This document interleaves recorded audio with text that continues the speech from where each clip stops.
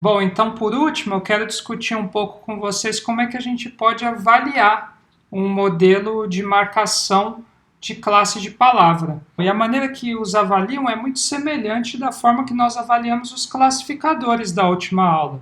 Na verdade, a gente pode utilizar a mesma medida de desempenho, que é a acurácia. A acurácia, no caso, ela mensura o número de acertos dividido pelo total de casos.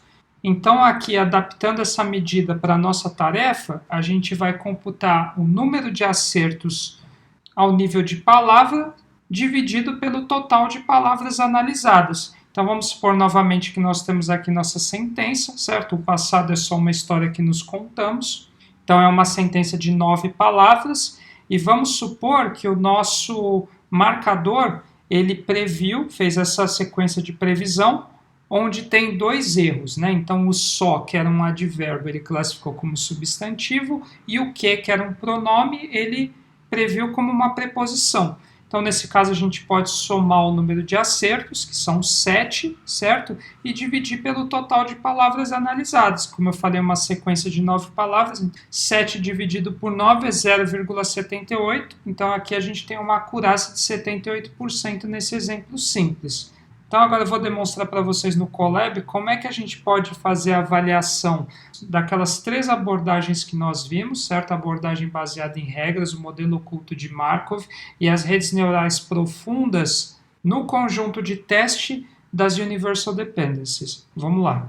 Bom, então eu tenho aqui minha seção para avaliação. A primeira parte é inicializar o corpus, como nós já vimos, né? Esse código aqui para fazer o parse do formato de cada arquivo das Universal Dependencies. As Universal Dependencies, elas têm 3 conjuntos, que é o conjunto de treinamento, desenvolvimento e de teste. Então vou rodar aqui, joia, ele carregou então os 3 conjuntos. E aqui eu tenho a avaliação da minha abordagem baseada em regras. Então aqui eu criei um método de treinamento, que basicamente ele faz aquela sequência de passos que foi mostrada anteriormente para treinar esse dicionário chamado palavra to tag, certo? Que vai classificar uma palavra com a sua classe mais frequente no conjunto de treinamento. E aqui eu tenho um método de classificação, que é o tag. Então eu dou uma sequência de tokens, passo esse dicionário, e aí para cada token ele classifica com a classe mais frequente. Caso a palavra seja nova, ele classifica como um substantivo. Então aqui primeiro eu faço o treinamento, certo? Vou chamar esse método train, e vou fazer o treino desse dicionário palavra to tag utilizando o conjunto de treino e o conjunto de desenvolvimento. Então faço o processo, está feito. E aqui eu vou utilizar aquele método que nós vimos na última aula, que é o Accuracy Score, para computar a acurácia. Então eu vou criar aqui 2 listas, que é o W real e o W pred. O W real vai salvar a classe verdadeira para cada exemplo computado e o W pred vai salvar a previsão dessa minha abordagem. Então aí eu vou iterar cada sentença do conjunto de teste, certo? Aí acho as classes para cada uma das suas palavras, né, e salvo essas classes então na lista WPRED, e da WREAL, né, a W real, eu coloco as classes verdadeiras aqui que estão nas sentenças.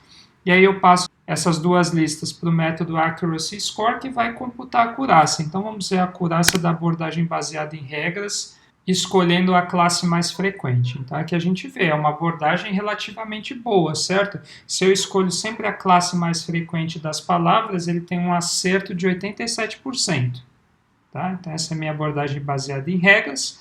E aqui eu tenho a avaliação do modelo oculto de Markov, né? Nós vimos anteriormente. Então eu uso o método HMM do NLTK, instancio aqui esse método Hidden Markov Model Trainer, e aí eu posso passar aqui, instancio numa variável tagger, né? Então essa variável ela tem o método train supervised, ou train, né? Eles têm a mesma função, que ele vai treinar um modelo oculto de Markov com o conjunto que eu passar como parâmetro. Então aqui como conjunto eu vou passar tanto o conjunto de treino quanto o conjunto de desenvolvimento. Ele vai treinar aqui, então, meu método.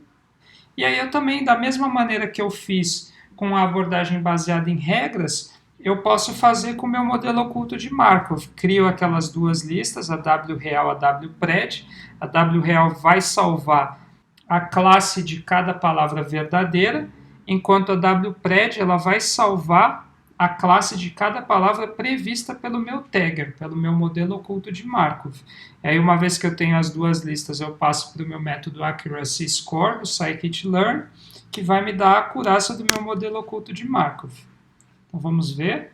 Então, tá aqui. Meu modelo oculto de Markov, ele na verdade não tem uma performance boa, certo? Tem uma performance de 51%. Ou seja, ele acertou somente metade, né? Então não tem uma performance boa. Mas na verdade a gente fez esse processo, mas o NLTK, né, na verdade o tagger, o Hidden Markov Model, né, o modelo oculto de Markov do NLTK, ele tem esse método evaluate também. Então a gente pode chamar o método evaluate e só passar o conjunto de teste. Vocês vão ver que vai dar o mesmo resultado. Então vocês podem substituir toda essa seção por essa única linha aqui quando vocês estiverem desenvolvendo um modelo oculto de Markov. Então está aqui o resultado, né? Uma acurácia também de 51%. E por último, a gente tem a avaliação das redes neurais profundas. Então aqui eu chamo o método space, certo? Faço a preferência pela GPU, inicializo o método para português, né, que é o PT Core News LG.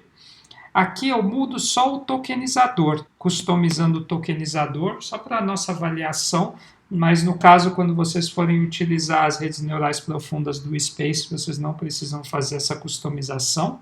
E aí segue o mesmo método.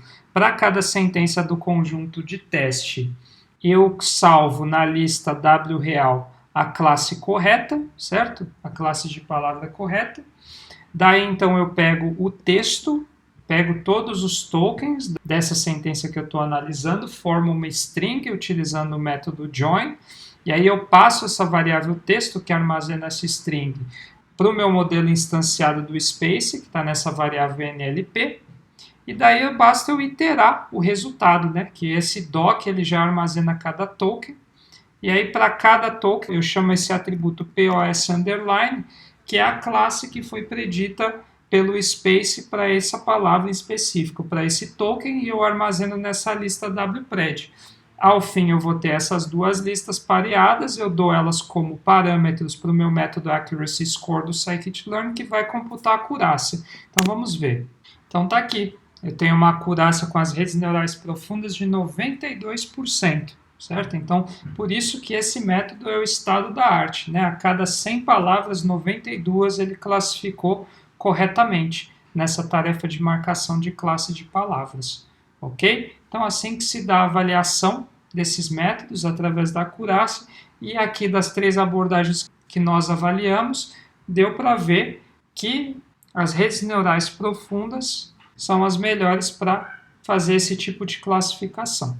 Então, como exercício, eu sugiro que vocês peguem esse Colab, pratiquem, certo? Executem as diferentes abordagens com diferentes textos, vejam onde acontecem erros, tá? Para a nossa aula síncrona, nós discutimos os diferentes tipos de abordagem, tentar descobrir onde uma ou outra máquina mais erram e pontos de melhoria para futuros modelos, ok? Então, por essa aula é só. Basicamente, o que nós vimos foi a marcação de classe de palavra, que é uma tarefa que, dada uma sentença ou um documento textual, visa descobrir qual que é a classe de cada uma de suas palavras, se é um substantivo, verbo, adjetivo, assim por diante. Nós vimos diferentes corpos para a análise dessa tarefa e os mais populares padrões de anotação, certo? Os mais populares marcadores.